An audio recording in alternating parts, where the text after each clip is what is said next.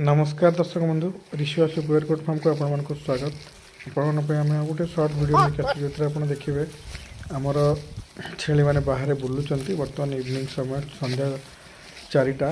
तो आम कि समय आम छेली मानक एमती बाहर छाड़ी था जोटा कि गोड़ टे खेल फुर्ती रे सहित सूर्य किरण भी टे देहर पड़ो।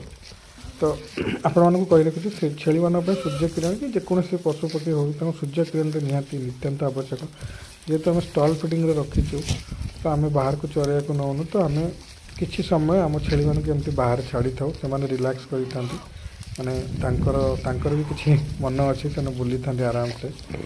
तो यह द्वारा कि देहर सूर्य किरण भी पड़ पार जोटा कि भिटामिन बहुत सूर्य किरण आप सूर्य होती सकल शक्तिर आधार।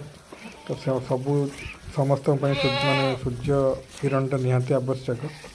तो आप कही रखुच्छे आम पूरा एक्सक्लूसिवली बोयर ही कम करुँ।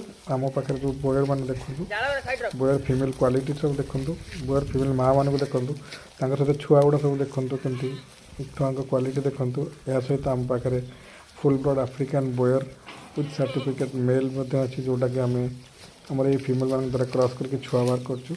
तो जो चाषी भाई मानक बोयर मेल कि फिमेल दरकार से आमको कंटाक्ट करेंगे। या सहित आम पाखे पूरा सबू घासर चारा उपलब्ध अच्छे सहित घासर स्टिक उपलब्ध अच्छे।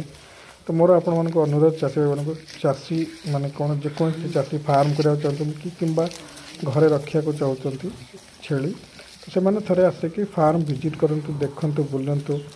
या सहित मैनेजमेंट शिखु चारा मैनेजमेंट मान केमती आम करुँ छेली मैनेजमेंट। तो आपण वीडियो को संपूर्ण भाव देखूँ आपण बंधु निज सांगसाथी मानक लाइक करूँ।